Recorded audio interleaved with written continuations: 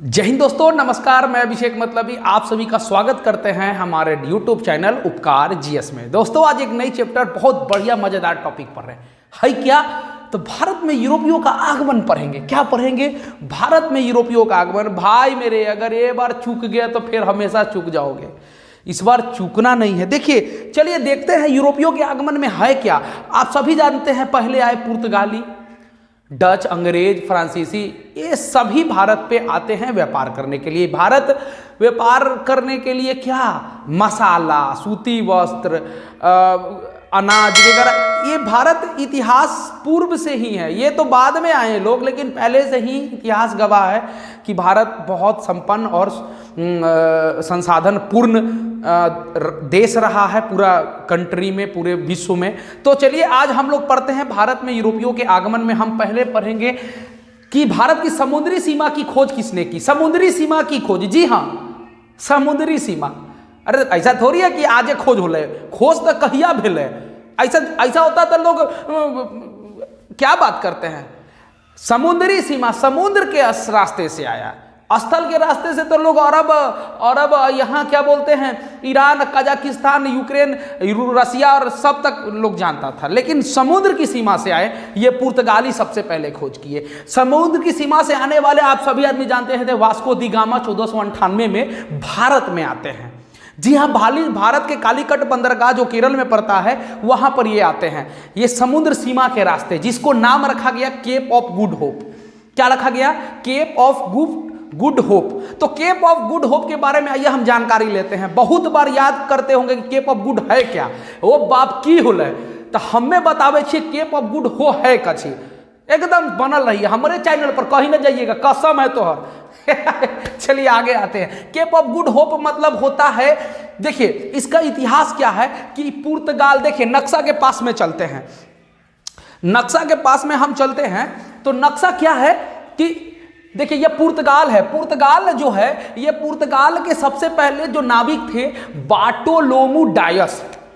बार्टोलोमू DISE, याद रखिएगा, ये पहले पुर्तगाली नाविक थे जिन्होंने 12 मार्च 1488 ईस्वी को क्या करते हैं, ये पहुंचते हैं समुद्र की सीमा से केप एक जगह है अफ्रीका में। आप सभी आदमी जानते हैं दक्षिण अफ्रीका की राजधानी केप टाउन है, जो यहां पड़ता है। देखिए यहां नक्शा में, तो यहां के रास्ते पुर्तगाल निकलते हैं। ये अर्सेज क्या बोलते हैं, ये जो देख रहे हैं द्वीप, छोटा छोटा, केप वर्दी द्वीप, असोज द्वीप, पुर्त द्वीप, फिर अर्सेनियान, फिर सेंट हेलेना, इसी के रास्ते पहले नाविक पहुंचते हैं। यहाँ कहाँ पहुंचते हैं? तो केप के जगह पर, इसीलिए इसका नाम पड़ा केप ऑफ गुड। अब क्या है कि केप पड़ा, इसका नाम रखा गया केप। तो जब यहाँ तो इसको क्या रखा, बार्टोलोमू डायस जो थे वो क्या किए, जब यहाँ केप पहुंचे तो देखे बहुत सारा लहर आ रहा है। ये हिंद महासागर है भाई, और ये दक्षिणी अटलांटिक महासागर है। ये दोनों के बीच में खूब लहर जोर मार रहा है, खूब जोर जोर से ज्वार चल रहा है। यहाँ की जमीन, यहाँ के ज्वार उबड़ खाबड़ हिल रहे हैं। तो इसका नाम क्या रखा? बार्टोलोमू डायस नाम रखा केप ऑफ स्टॉर्म्स। क्या नाम रखा? Cape of storms. स्टॉर्म्स मतलब होता है लहर। चलिए अब उसके बाद क्या हुआ कि पुर्तगाल के जो राजा थे जॉन द्वितीय, उन्होंने केप ऑफ स्टॉर्म्स का नाम केप ऑफ गुड होप रखा। Cape of Good Hope. देखिए केप ऑफ स्टॉर्म का मतलब होता है लहरों, मतलब लहर, और गुड होप का मतलब होता है अच्छा सगुन। क्योंकि पुर्तगाल को एक ऐसा रास्ता मिल गया जिससे पुर्तगाल पूरी दुनिया में व्यापार कर सके, इसलिए इस रास्ते का नाम रखा केप ऑफ गुड होप। मतलब ये जो रास्ता है मेरे लिए अच्छा सगुन है। कौन रखा? पुर्तगाल के राजा जॉन द्वितीय। चलिए आगे आते हैं। 1492 ईस्वी में स्पेन निवासी क्रिस्टोफर कोलंबस, हाँ वही क्रिस्टोफर कोलंबस, अरे बुर्बक, वही क्रिस्टोफर कोलंबस जो अमेरिका चला गया। जी 1492 में वो खोजने गया, किसी और को खोज निकल गया अमेरिका। हे बाप, हमें अमेरिका पहुंच गए। अमेरिका ले तो हम अभी अमेरिका में हैं। हाँ, तो जी हाँ, 1492 में क्रिस्टोफर कोलंबस ने अमेरिका की खोज किया। अब आगे आते हैं, केप ऑफ गुड होप के रास्ते वास्को दी गामा कहाँ पहुंचता है? कालीकट के बंदरगाह। देखिए, ये देखिए, यहां से चला केप टाउन, केप टाउन से मोजाम्बिक होते हुए, फिर उसके बाद मोम्बासा द्वीप, मेडागास्कर मोम्बासा द्वीप होते हुए और सीधा निकल जाता है यहाँ केरल के कालीकट बंदरगाह के पास में। कब? 17 मई 1498 को वास्को दी गामा पहुंचा। ठीक है, गुजराती पथ प्रदर्शक है। ये क्वेश्चन हमेशा पूछता था कि कौन से गुजराती पथ प्रदर्शक? तो अब्दुल मुनीक। क्या था? अब्दुल मुनीक, याद रखिएगा। अब्दुल मुनीक की सहायता से कालीकट बंदरगाह पे कपडाबू नामक स्थान पर पहुंचा। कौन से स्थान पर? कपकडाबू, याद रखिएगा। उसके बाद क्या होता है कि वहां के एक शासक होते हैं, गोवा के जो शासक, केरल के जो शासक होते हैं, उसका नाम होता है जमोरीन। तो जमोरीन ने उसका क्या किया? स्वागत किया। किनका?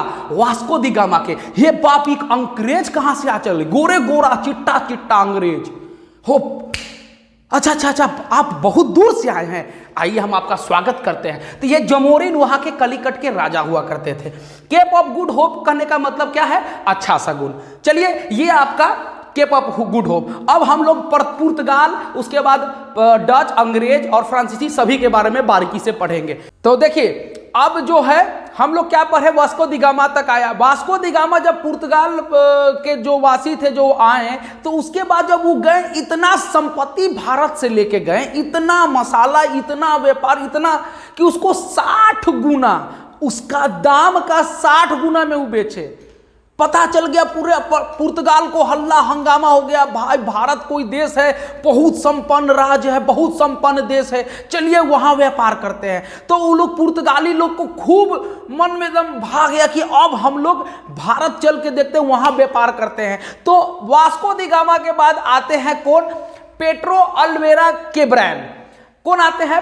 पेड्रो अल्वारेज केब्रल, एक दूसरा पुर्तगाली आता है। कब आता है? 31 दिसंबर 1500 ईस्वी को भारत आया। फिर पेड्रो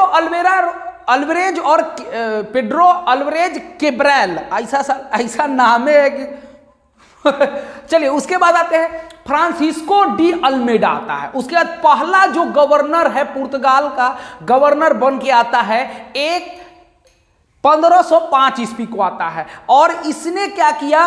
भारत में क्या किया? व्यापार करना स्टार्ट किया। और जो केप ऑफ गुड होप, क्योंकि भारत पुर्तगाल खोजा, ये भाई बात सिंपल सी बात है, हमें खोजबो तो हमें ना, जैसे ना क्रिकेट होता था तो बच्चा में हमर बैट तो पहले हमरे ओपनिंग, वह बात है। तो हमें खोजे हैं केप ऑफ गुड होप, खोजे समुद्री रास्ता, तो समुद्र मेरा है। तो यही अल्मेडा जो थे, इसने 2 नीति अपनाई, 2 नीति लाया। कौन? ब्लू वाटर पॉलिसी और दूसरा है काटेज प्रणाली। तो ब्लू वाटर पॉलिसी में क्या किया? इसने हिंद महासागर में, जो हिंद महासागर था, हिंद महासागर में अपना वर्चस्व ये कायम बना लिया, अपना वर्चस्व कर लिया। ये वर्चस्व अपना कायम वर्चस्व बनाया। उसके बाद क्यों? क्योंकि ये मेरा क्षेत्र है, ये मेरा, हम यहाँ के राजा है, हमने खोजा। हे वो पुर्तगाली के का नाम था। तो क्या हुआ कि दूसरा काटेज प्रणाली आता है। तो काटेज प्रणाली जो आता है, वो काटेज प्रणाली में क्या हुआ कि जहाजों पर जो अरब सागर होकर जितने जहाज जाएंगे, हमारा नियंत्रण में, बिना मेरे पूछे कोई नहीं जाएगा। ये फ्रांसिस्को डी अल्मेडा ये ऐसा नियम लगा दिया, अब कोई भी जहाज जाएगा हमारे नियंत्रण में रहेगा और उसको अपना टैक्स जो भी है देना पड़ेगा, क्योंकि ये मेरा क्षेत्र है।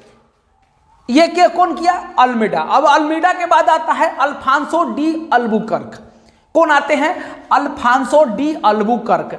ये 1509 से 1515 ईस्वी के तक रहते हैं। 1509 में आते हैं, 1515 तक रहते हैं। ये दूसरे गवर्नर थे, ये दूसरे पुर्तगाली गवर्नर थे। ये सभी मायने में पुर्तगाली साम्राज्य का, पुर्तगाली का संस्थापक था। ये पुर्तगालियों का वास्तविक संस्थापक माना जाता है। कौन? Alfonso de Albuquerque. ये क्वेश्चन बार बार हमेशा पूछता है। पुर्तगालियों का वास्तविक संस्थापक कौन थे? तो अल्फांसो डी अल्बुकर्क। तो ये क्या किए? ये दो चीज करते हैं। क्या करते हैं? 1503 चीज करते हैं, 3 गो अधिकार कर लेते हैं। 1510 में गोवा को जीत लेते हैं बीजापुर के शासक यूसुफ आदिल शाह से। यूसुफ आदिल शाह से क्या किए? ये गोवा को जीत लिया और गोवा को राजधानी बना दिए। क्या किए? 1510 में जीते और 1511 में मलक्का पर अधिकार कर लिए। जी हाँ, वही मलक्का जिसको मसाला द्वीप कहा जाता था इंडोनेशिया पर, इन्होंने 1511 में अधिकार कर लिया। फिर 1515 में हारमुज पर अधिकार कर लिया। ठीक है, तो 3 अधिकार इनके हुए। और भारत में सबसे पहले पुर्तगाली यही गवर्नर था जिन्होंने सती प्रथा पर रोक लगाई। जी हाँ, वही सती प्रथा जिस पे उनकी वही सती प्रथा जिसमें स्त्री को नीचा दिखाया गया।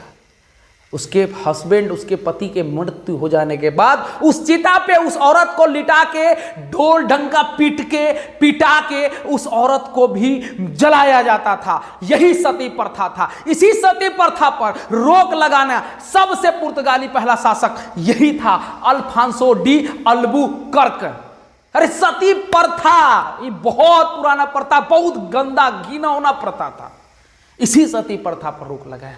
खैर अकबर भी लगवाए, बहुत सारे शासक लगवाए, लेकिन अंग्रेज जब आया देखा ऐसा प्रथा है भारत में, अरे इसको बंद करो यार, इसको बंद करो, बहुत गलत प्रथा है। यहीं पर चलिए, भारतीय महिलाओं से शादी करने हेतु प्रेरित किया। ये खचरा था अल्बुकर्क, बड़ा खचरा था। ये कहा कि भारतीय महिलाओं से शादी करो, अपना वंश बढ़ाओ, अपना जनसंख्या बढ़ाओ, पूरा भारत बहुत बड़का राज्य है, इस पर कब्जा करेंगे। ये कब्जा हो गया तो दुनिया कब्जा हो जाएगा, ये अल्बुकर्क का कहना था। लेकिन गधा आदमी की ज्यादा दिन थोड़ी चलता हो। कोचीन को मुख्यालय बनाया। आगे क्या करता है? ये कोचीन को मुख्यालय बनाता है। फिर अब अल्बुकर्क के बाद आते हैं Nino de Cunha. Nino de Cunha governor जो थे वो 1530 में गोवा को राजधानी बना देते हैं। गोवा को राजधानी बना देते हैं। फिर उसके बाद आते हैं अल्फांसो डिसूजा। अल्फांसो डिसूजा आते हैं, जिनके साथ एक प्रसिद्ध संत जेवियर आते हैं। जी हाँ, संत जेवियर स्कूल आप पढ़ लिए हैं। संत जेवियर में वह संत जेवियर है जो प्रसिद्ध संत था फ्रांस का, जो किसके साथ आया था? अल्फांसो डिसूजा के साथ।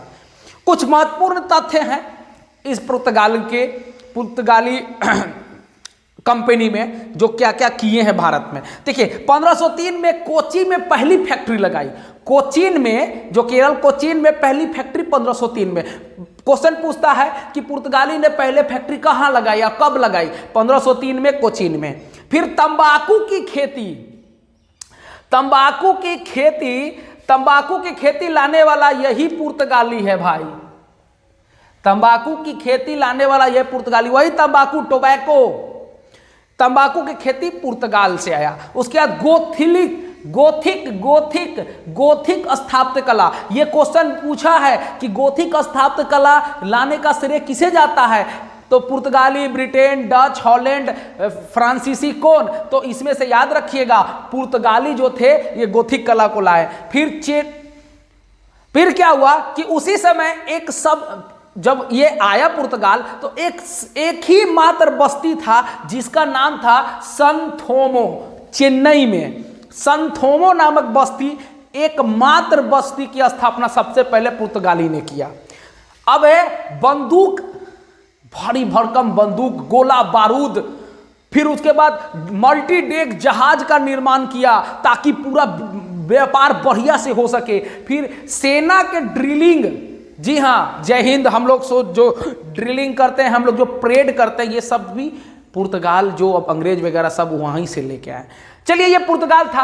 अब आते हैं डच या हॉलैंड भाषी। डच और हॉलैंड भाषी में सबसे पहले 1596 में क्या आता है? Carnelian Houtman. ये क्वेश्चन पूछा है, पहला ऐसा डच वासी कौन था जो आया था भारत में? तो 1596 में कार्नेलियन हाउटमैन, ये पहला डच जो भारत में आया था। फिर वादर हेग पहला डच नौसेना नाविक होता है जो मुसलीपट्टनम में 1605 में कारखाना स्थापित करता है। तो पहला क्वेश्चन क्या निकला, तो पहला कारखाना डच का कहाँ, 1605 में मुसलीपट्टनम में। कौन बनाया, तो वादर हेक, ये नौसेना नाविक था। फिर दूसरा कारखाना पेत्तोपोली या निजामपट्टनम में दूसरा कारखाना स्थापना करता है। ठीक है, पहला मुसलीपट्टनम, दूसरा पेत्तोपोली। फिर कुछ किले बनवाए, कौन, डच वाले जो है, दो कुछ किले बनवाए, जिसमें चिंसूरा हुगली का किला,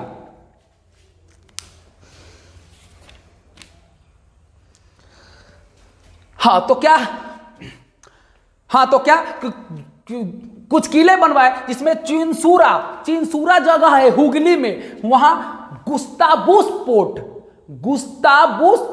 मतलब गुस्ताबुस किला का निर्माण करवाया 1653 में। ठीक है, कौन, डच। तो फिर डच का दूसरा किला तो फोर्ट विलियम 1663 में पुलिकट में, जिसे गेल्ड्रिया का किला कहा जाता है। गेल्ड्रिया का किला, अगर पूछेगा गेल्ड्रिया का किला किसने बनवाया, तो डच ने बनवाया 1663 में, जिसे फोर्ट विलियम फोर्ट भी कहता है, विलियम फोर्ट भी कहते हैं। फिर इसका व्यापार, आइए व्यापार का चर्चा करते हैं। इसने बहुत सारे व्यापार पर अधिकार कर लिया, बहुत सारे। पहला कि नील उत्पादन का प्रमुख क्षेत्र कौन कौन था, तो उस समय यमुना घाटी और मध्य भारत पर इसने अधिकार कर लिया। किसने, डच ने। फिर आता है कपड़ा और रेशम। तो कपड़ा रेशम बंगाल, गुजरात और कोरोमंडल तट पे इनका अधिकार हो गया, कपड़ा रेशम में बंगाल, गुजरात। फिर साल्ट पीटर पर बिहार में क्वेश्चन पूछा है, साल्ट पीटर का कारखाना डच ने लगाया था बिहार में, तो साल्ट पीटर पर अधिकार किसका था, डच का।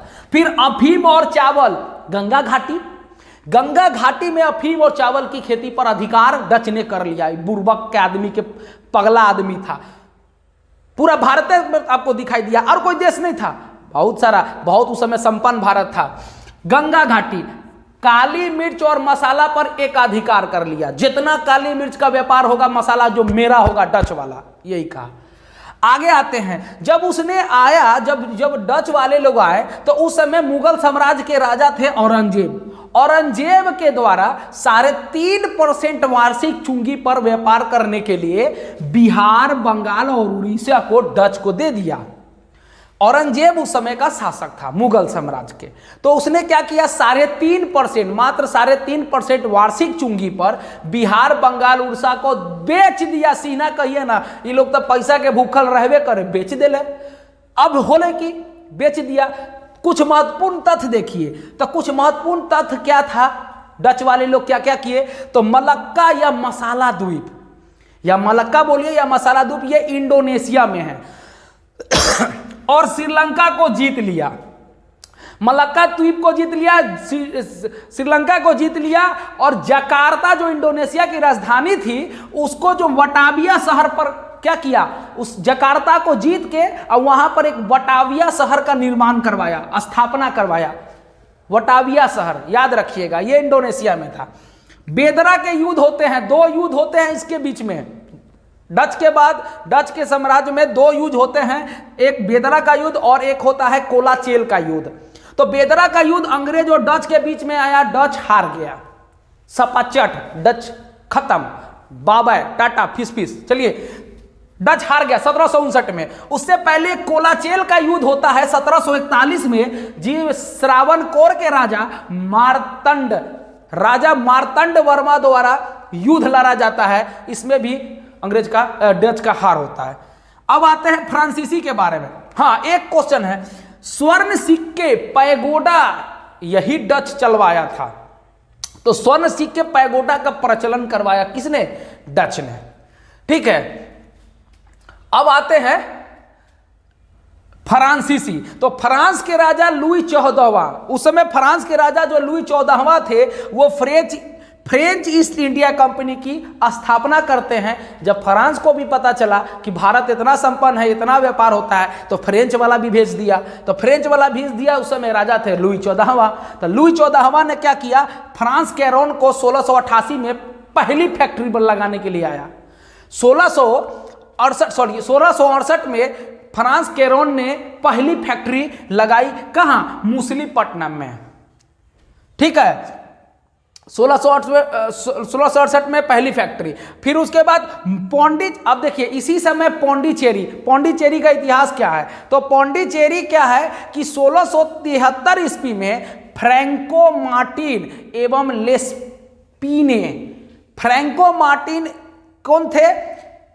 फ्रेंच इंडिया कंपनी के निर्देशक थे, और एक लेस्पीने ने थे। उन्होंने क्या किया कि वलीकोंडपुरम जगह है, उसके सूबेदार शेर खान लोदी, उसके सूबेदार कौन थे? शेर खान लोदी से कुछ गांव प्राप्त किए, जो कालांतर में पौंडीचेरी के नाम से जाना जाने लगा। क्या है कि कब? 1673 में शेर खान लोदी से फ्रैंको मार्टिन और लेस्पीने ने क्या किए? वलीकोंडपुरम के सूबेदार शेर खान लोदी से कुछ गांव प्राप्त किया, जो बाद में पौंडीचेरी के नाम से जाना जाने लगा। इसी समय होता है एक रिजविक की संधि। जी हां, रिजविक की संधि होते हैं। इसमें फ्रांसीसी और डच के बीच में युद्ध होता है। फ्रांसीसी और डच के बीच में युद्ध होता है। क्या, किसके लिए? यही पौंडीचेरी के लिए। 1693 में कब्जा कर लिया अंग्रेज। क्या हुआ? डच 1693 में कब्जा कर लिया। फिर बाद में जो रिजविक की संधि होती है, तो 1697 में पौंडीचेरी को पुनः फ्रांसीसी को दे दिया गया। ठीक है कि आप लोग भाई यही आप लोग ये काम कीजिए, आप इधर कीजिए, हम उधर करते हैं। तो पौंडीचेरी फ्रांसीसी के हाथ में चला गया। अधिकार फ्रांसीसी के कुछ देशों पर अधिकार रहा, जैसे मॉरिशस पे 1721 में, माहे बालाबार तट पे 1725 में, कराईकल में 1739 पे अधिकार फ्रांसीसी ने कर लिया। एक आते हैं गवर्नर डुप्ले। ये डुप्ले, ये तो बहुत महाघटिया इंसान रहे फ्रांसीसी। तो ये डुप्ले आते हैं फ्रांसीसी के व्यापार को मजबूत करने के लिए। ये गवर्नर बन के कब आते हैं? 1742 ईस्वी में आते हैं। आते आते बस युद्ध करा दिया अंग्रेज से। हाँ, युद्ध से हो गया, तो यही युद्ध का नाम पड़ गया आंग्ल कर्नाटक युद्ध, आंग्ल फ्रांसीसी युद्ध। ठीक है, तो कर्नाटक युद्ध प्रथम, कर्नाटक युद्ध द्वितीय और कर्नाटक युद्ध तृतीय। 3 कर्नाटक युद्ध हुए। कौन कौन? 1746 से 48 में पहला युद्ध, दूसरा युद्ध 1749 से 1754 तक हुआ, फिर तीसरा युद्ध 1756 से 1763 तक हुआ। ये डुप्ले के आने के बाद ये डुप्ले डुबा दिया फ्रांसिस को। तो डुप्ले डुबा दिया फ्रांसिस को। तो लास्ट में एक होता है युद्ध, बांडीवास का युद्ध। बांडीवास का युद्ध होता है 22 जनवरी 1760। MVBI क्वेश्चन है, बार बार पूछता है, बांडीवास का युद्ध कब होता है? तो 22 जनवरी 1760 को युद्ध हुआ और फ्रांसीसी का सेवा समाप्त हो गया। फ्रांसीसी यहां पर खत्म, वर्चस्व खत्म। तो ये रहा पुर्तगाली था, ये डच था और ये था फ्रांसीसी। अब पढ़ेंगे हम ब्रिटेन और डेनिश के बारे में। बने रहिए।